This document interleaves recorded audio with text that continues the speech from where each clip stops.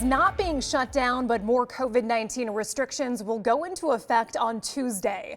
Just moments ago, Governor Sisolak announcing what he calls a statewide pause. Sisolak, who tested positive for the virus himself, telling Nevadans to do what's best for everyone to slow the spread.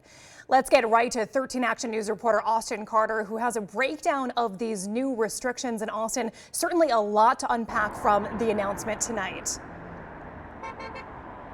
Yeah, certainly a lot in. That pause will really begin this Tuesday at midnight. And the governor described the spread of COVID-19 here in the Silver State recently like that of a wildfire. He said this was all the more reason he needed to implement some of these restrictions I'm about to tell you about. He also says there's a majority of counties in the Silver State here that are being flagged due to their COVID-19 numbers. So let's get right into it.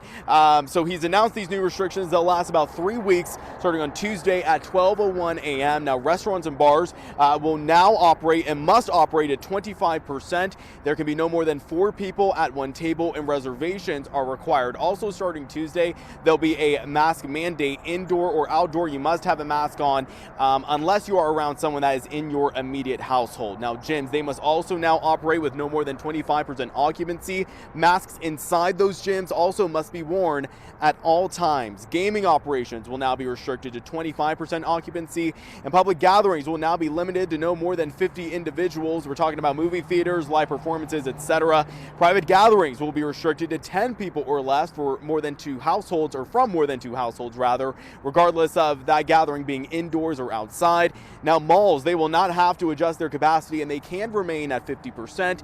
Retail grocery stores must count customers at the entrance to ensure those capacity limits. Now, Governor Sisolak says there is a light at the end of the tunnel, but there is no vaccine yet. And he says during this 3-week period, it will really tell the tale of what will happen in the future. Take a listen.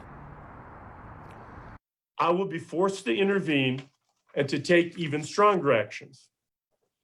Stronger actions will be targeted at high-risk settings and may include the prohibition of indoor dining and service at restaurants and bars, closure of gyms and fitness facilities, severe restrictions on gathering sizes. That is what our future holds if our trends do not improve.